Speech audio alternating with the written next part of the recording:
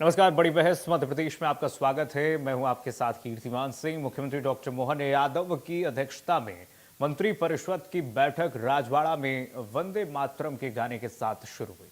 इसमें मध्य प्रदेश सरकार में कई अहम फैसले लिए गए। सरकार ने राहगीर योजना को शुरू करने का फैसला लिया है। योजना के तहत सड़क हादसे में घायलों को अस्पताल ले जाने वालों को राहगीर माना जाएगा। साथ ही 25,000 रुपए भी दिए जाएंगे। बैठक में फैसला हुआ कि इंदौर और भोपाल में महानगर विकास प्राधिकरण बनाया जाएगा।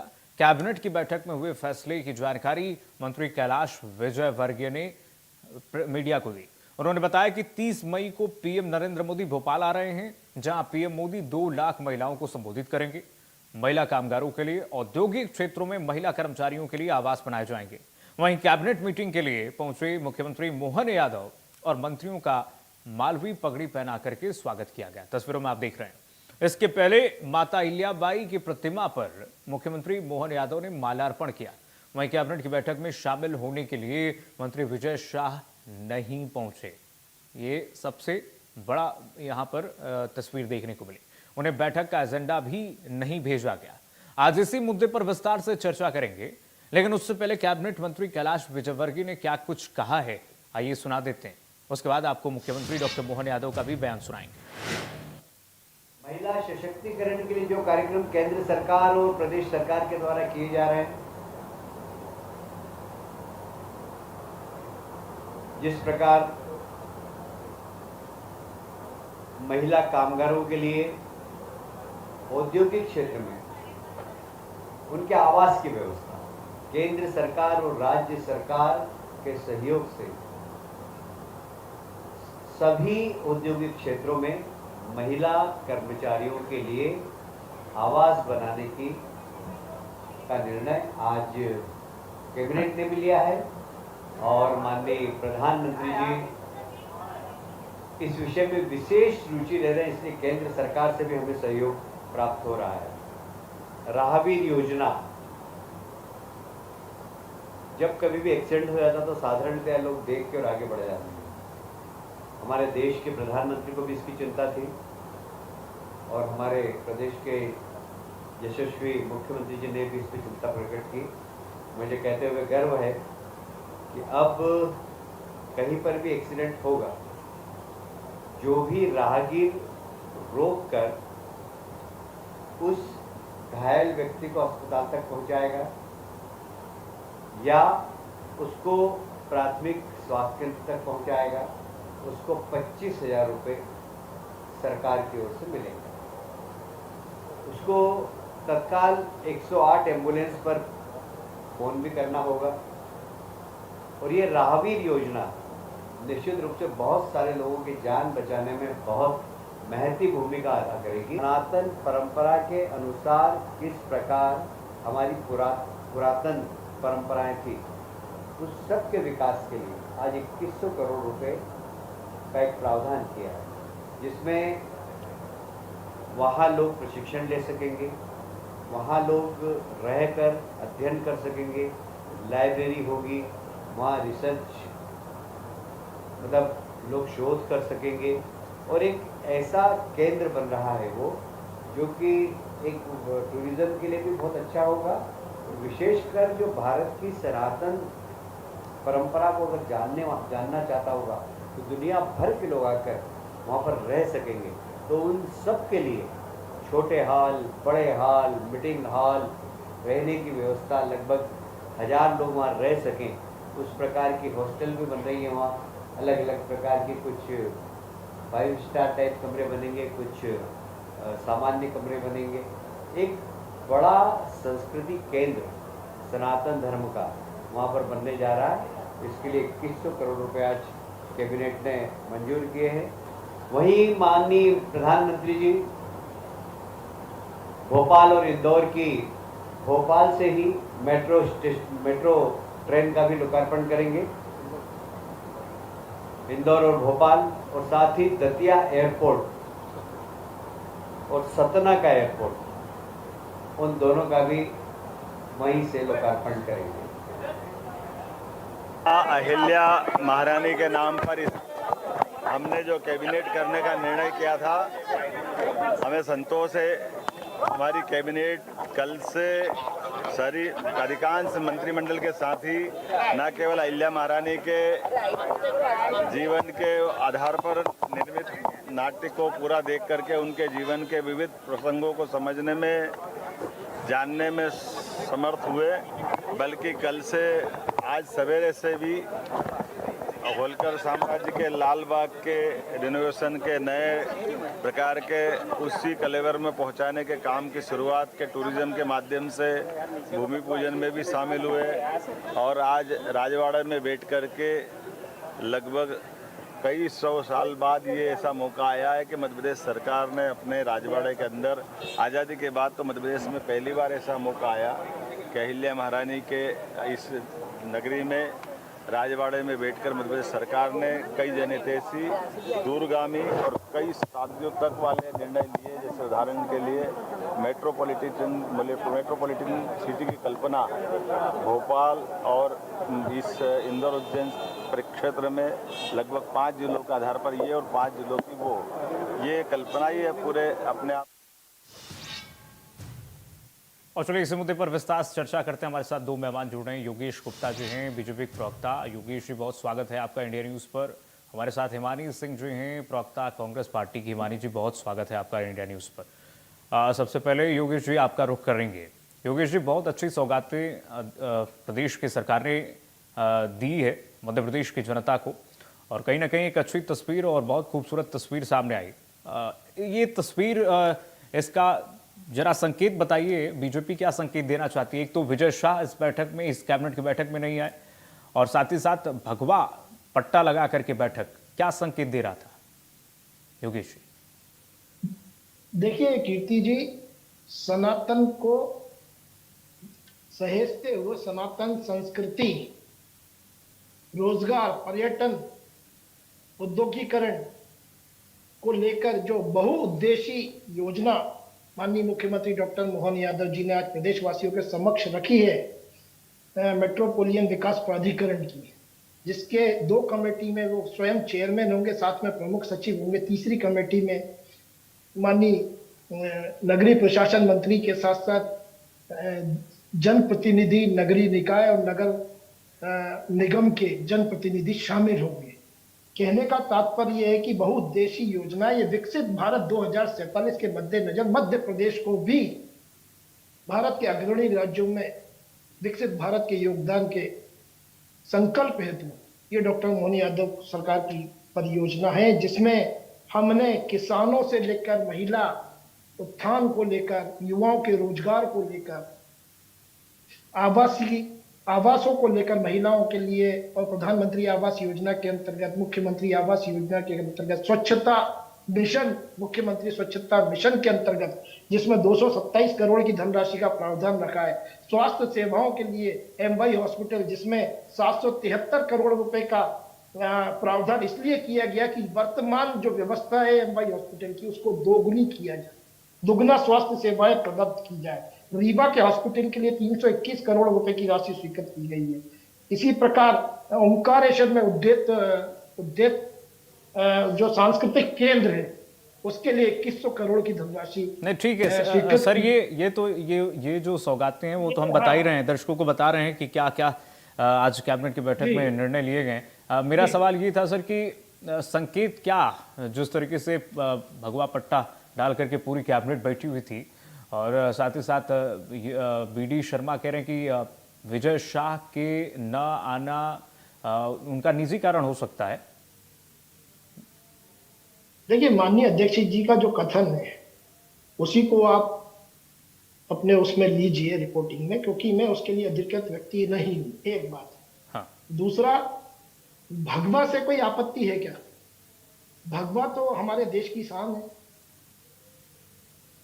प्रभु श्री राम, हनुमान जी, मंगलवार का दिन था, भगवा तो होना ही था वहाँ, और भगवा को ओढ़ते हुए, सांस्कृतिक धरोहरों को सहेजते हुए मध्य प्रदेश विकास की ओर कैसे अग्रसर हो, इसके मद्देनजर आज बड़ी कैबिनेट मीटिंग हुई है, और जिसकी उपलब्धियों को हम अनदेखा नहीं कर सकते। और निश्चित रूप से जो आने वाला समय है वो अपेक्षित परिणाम इसलिए देगा कि जो डॉक्टर मोहन यादव की सरकार ने फरवरी 2024 में रीजनल समिट के माध्यम से जो अथक प्रयास किए थे, जो मार्च 25 तक आते आते जीआईएस में कन्वर्ट हुए, जिसमें थोड़े से आंकड़ों के माध्यम से जानकारी देना चाहूंगा जी कि 7 रीजनल इंडस्ट्री सर। समिट हुई। योगेश जी, योगेश जी आऊंगा, ज्यादा आंकड़े लूंगा। योगेश जी आपके पास आऊंगा, एक रिएक्शन कांग्रेस से भी ले लेते हैं। 30 सेकंड, एक रिएक्शन ले लेंगे, कांग्रेस से ले लेते हैं, उसके बाद डिबेट को ओपन करेंगे। आप 30 सेकंड बात खत्म कर रहा हूँ। चलिए 30 सेकंड ठीक है।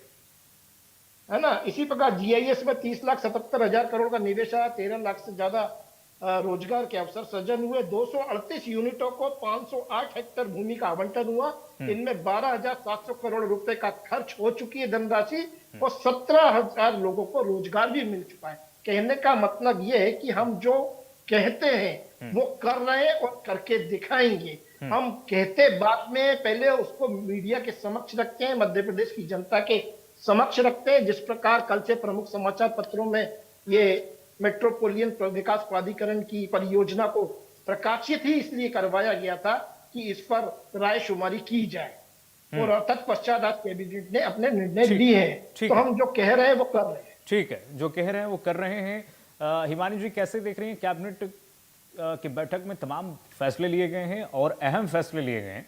प्रदेश की सरकार ने जो फैसला लिया है उसको कैसे देख रही है कांग्रेस पार्टी अभी इस वक्त, और क्या कांग्रेस पार्टी इस तमाम फैसलों से सहमत है? क्या राय है आपकी?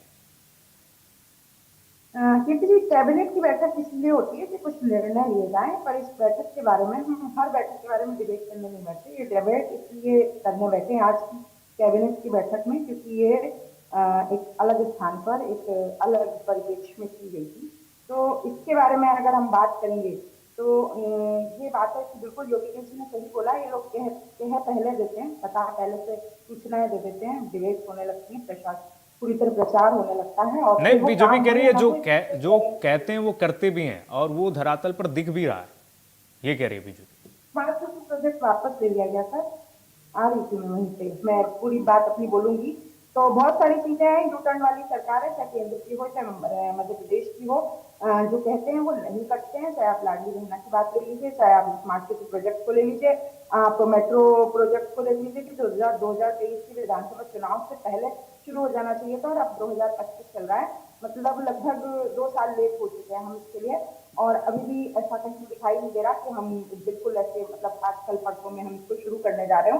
दूसरे महारानी माँ अहिल्या, जो कि खुद एक महारानी होने के बाद हमेशा साध्वी के रूप में जिन्होंने शासन किया, ऐसी साध्वी के स्थान पर जब कैबिनेट की बैठक करने का निर्णय लिया गया, एक हास्यास्पद बात भी बताऊंगी कि मुख्यमंत्री जी मोहन यादव जी कह रहे थे तो योगेश जी जवाब दे रहे कि कई 100 साल बाद, तो मैं पूछना चाहती हूँ कितने 100 साल बाद, कितने 100 साल हो गए हैं आजादी को जब कैबिनेट बैठक होने लगी, कितने 100 साल हो गए हैं मध्य प्रदेश के निर्माण को कि कैबिनेट की बैठक में इतना आत्ममुग्ध नहीं होना चाहिए कि आप इतिहास को जाने बिना बोल दे। कई 100 साल बाद कैबिनेट की बैठक राजवाड़ा में हुई है।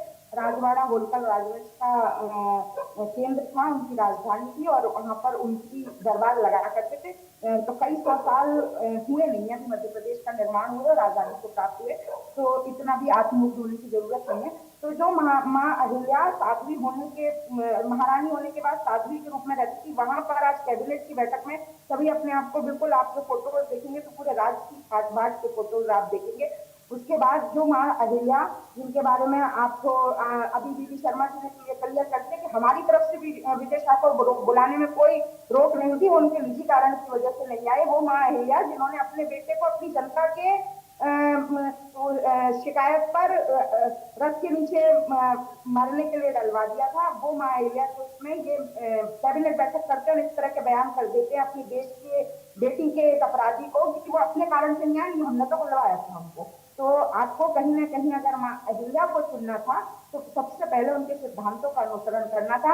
आज की कैबिनेट बैठक की एक खासियत थी कि वो राजवाड़ा क्षेत्र जहाँ लाखों लोग व्यापार के लिए ग्राहक बनकर आते हैं और हजारों लोग वहाँ व्यापारी होते हैं, उन सब का व्यापार आज पूरे दिन के लिए ठप कर दिया गया। लेकिन उसमें एक विशेष बात, बैंक तक बनता, फिर की पूरी दुकानें बनती, लेकिन सिर्फ एक चीज चालू थी, एक शराब की दुकान। जो राजवाड़ा क्षेत्र में स्थित है। तो माँ अहिल्या की नगरी में है और माँ अहिल्या के स्थान पर अगर आपको कुछ चीजें करनी थी, ठीक। तो कम से कम एक दिन के लिए सही उनके सिद्धांतों को ठीक है, जवाब याद करते हुए चलना चाहिए। ठीक है, लेकिन हिमांशु ये तो मेरे ख्याल से अच्छी तस्वीर पेश हुई ना कि एक सांस्कृतिक विरासत को इस कैबिनेट की बैठक में पेश किया गया कि भाई इस तरीके से बैठकें होती थी और तमाम सौगातें जो सौंपी गई हैं। हालांकि आप कांग्रेस पार्टी के प्रवक्ता हैं तो इस विचार से सहमत भले ना हो। योगेश जी जवाब दीजिए। लब्बोलुआब ये है हिमानी जी। जवाब मुझे देने दीजिए ना। ठीक है, जवाब तो कुछ भी ठीक है, योगेश जी से जवाब ले लेते हैं। योगेश जी, हिमानी जी का लब्बोलुआब ये है कहना कि डीले बहुत हुआ है। आप जो आपने सौगातें दी हैं मध्य प्रदेश की जनता को, उसमें डीले बहुत हुआ है। जैसे मेट्रो सिटीज को लेकर हो, मेट्रो लाने के लिए जो बात हो रही है कि आपने डीले इतना क्यों कर दिया, ये सवाल तमाम दाग रही हैं कांग्रेस पार्टी की तरफ से।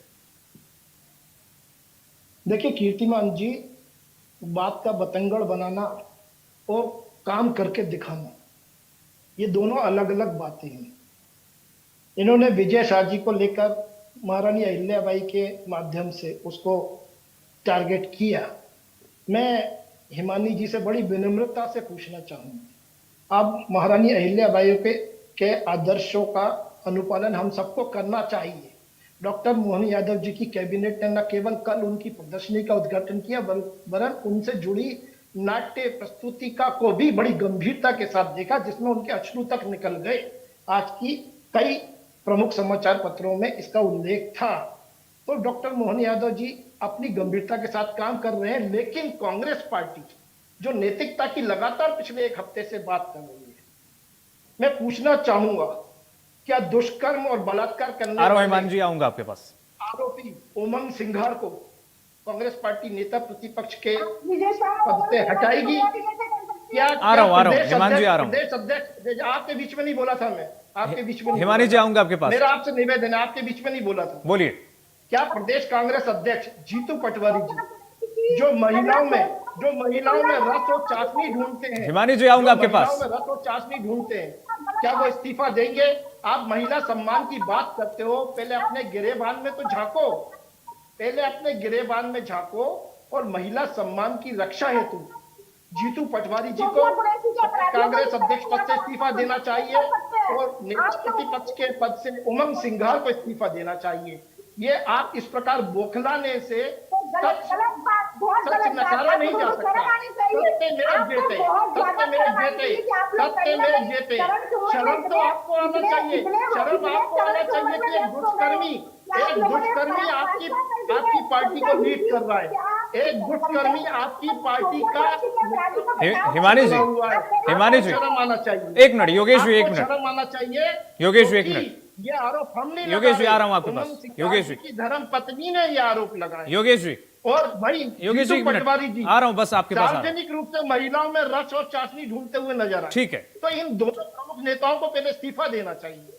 ठीक है, नैतिकता की बात करने वालों का नैतिक अब पतन जवाब हो चुका हिमानी है। जी, आप जवाब दीजिए आप। हमसे और आपसे नैतिकता मेरी की उम्मीद यही करें। गुजारिश है हिमानी जी, आपसे यही मेरी गुजारिश है कि जब योगेश जी बोल रहे हैं, हमारे पास दो ही मेहमान हैं, आप हैं और योगेश जी हैं, तो उनको बोल लेने दीजिए, अपनी बात को उनको पूर्ण कर लेने दीजिए, उसके बाद आप अपनी बात को रखिए। हिमानी जी अब जवाब दीजिए आप विस्तार से।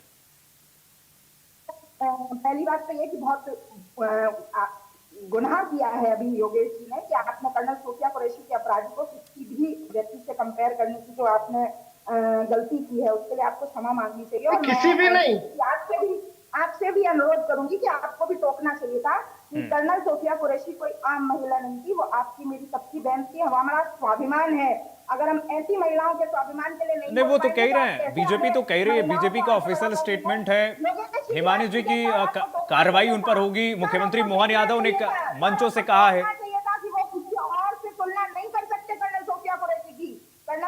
सोफिया कुरैशी आम महिला नहीं है, वो पूरे देश का चेहरा बन गई है। तो उनके बारे में जो अपशब्द बोले वो कोई और किसी से तुलना नहीं की जा सकती। उसको ये घिसी पिटी लाइनें बोलना बंद कीजिए।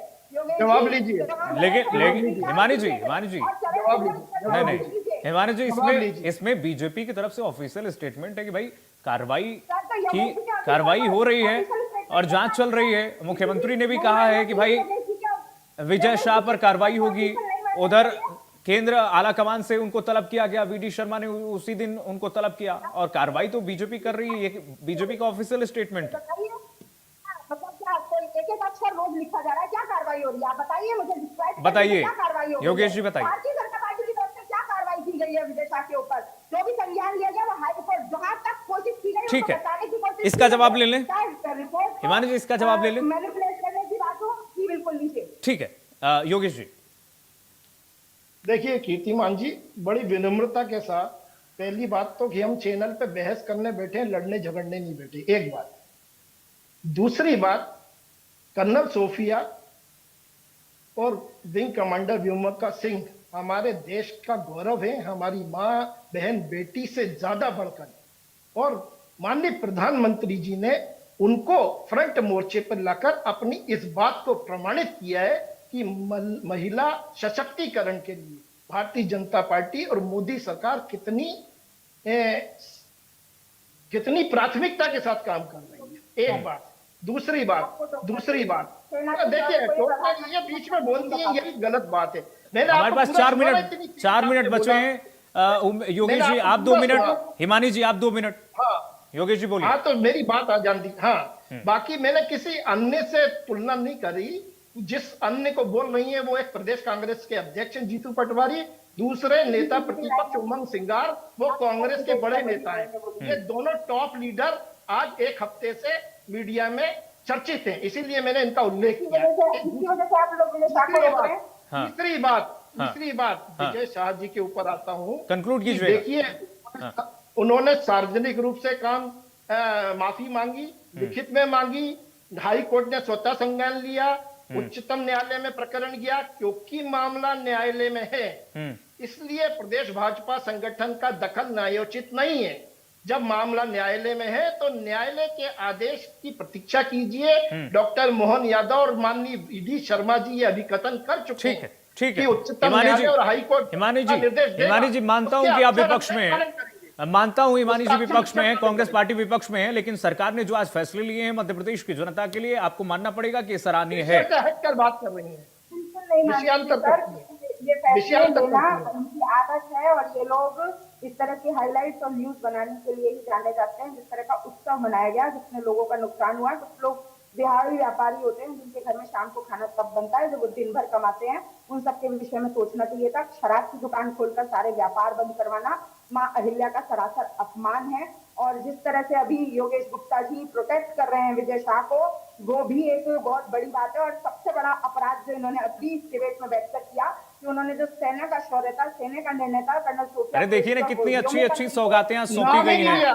रावीर योजना से लेकर के तमाम सौगातें मेट्रो आने जा रही है। उमंग सिंगार से इस्तीफा लो, ठीक है, पटवारी से इस्तीफा लो, उमंग सिंगार से इस्तीफा लो, पटवारी से इस्तीफा लो, उमंग सिंगार से इस्तीफा लो।